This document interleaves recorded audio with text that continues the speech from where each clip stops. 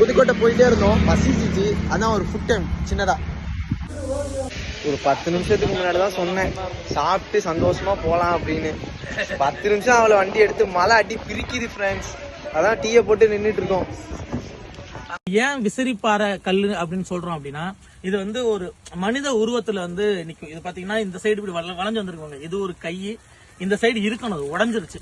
இங்கிட்ட ஒரு கை அந்த மாதிரி, அதாவது இப்படி வந்து இப்படி வந்திருக்கும்.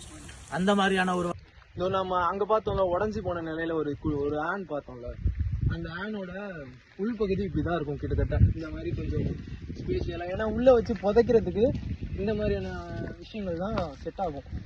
ஒரு மனுஷனோட உடல் அளவுக்கு ஏற்ற மாதிரி, அவங்க சைஸ்க்கு ஏற்ற மாதிரி ஒரு அவனும் செய்வாங்க. இருக்கும் இந்த பகுதி பாத்தீங்கன்னா இது வந்து தாலி, அந்த கழுத்து பகுதி. இது வந்து தாலி, இது வந்து அந்த நம்ம வீட்டுல இருக்கிற பானைக்கு மேல எல்லாம் அப்படி வரும்பு மாதிரி இருக்கும்ல, அந்த வரும்பு பகுதி தான் இது.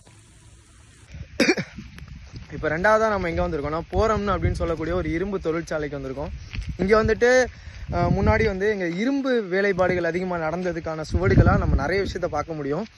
தென் இங்கே வந்துட்டு இரும்பு உருக்குனதுக்கான அந்த க்ரூசிபிள் வேர்னு சொல்லக்கூடிய அந்த பாட்ரி வகைகள், அந்த இரும்பை உருக்கி அதில் ஊற்றி அது வந்துட்டு அதுக்கப்புறம் வேஸ்ட்டாக மாறுறது, இந்த மாதிரியான விஷயங்கள் எல்லாமே இங்கே எவிடன்ஸாக நமக்கு நிறைய கிடச்சிட்டு இருக்கு.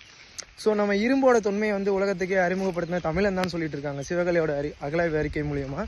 இப்போ அதுக்கு சான்றாக புதுக்கோட்டையில் இருக்கக்கூடிய இந்த மாதிரியான இடங்களும் அதுக்கு ஒரு சான்றாக விளங்குது. ஆக்சுவலாக இந்த புக்ஸில் தேடி ஹிஸ்ட்ரி படிக்கிறது ஒரு மாதிரி நல்லா இருக்கும்னு சொல்லுவாங்கல்ல, பட் ஆனால் நேரில் போயிட்டு ஒரு ஹிஸ்ட்ரியை பார்க்குறது தாங்க அதோட சுகமே. நல்லா இருக்குது. மலை, காடு, மழை பெய்யுது, ஒரு மாதிரி இடம் ஊர் தெரியாத ஒரு இடத்துக்கு போயிட்டு சுற்றிக்கிட்டு ஒரு மாதிரி நல்லா இருக்குங்க இந்த ஃபீலு. எங்களுக்கு வேறு எந்த வேலையும் தெரியும் அது இல்லை. ஸோ அதனால தான் நாங்கள் இந்த ஃபீல்டுக்குள்ளேயே எப்படியே சுற்றிக்கிட்டு இருக்கோம். காசு பணம் தான் சம்பாதிக்க முடியல, பட் ஆனால் சந்தோஷம், நிம்மதி இதெல்லாமே ரொம்ப பயங்கரமாக நிறையாவே இருக்குது. Stay tune. இந்த மாதிரி நிறைய விஷயங்கள் உங்கள்கிட்ட நாங்கள் கொண்டு சேர்க்கணும்னு விருப்பப்படுறோம்.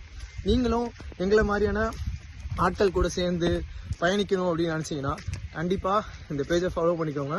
கண்டிப்பாக உங்களுக்கு நாங்கள் நிறைய விஷயத்தை காட்டுறோம். Stay tune. தேங்க்யூ.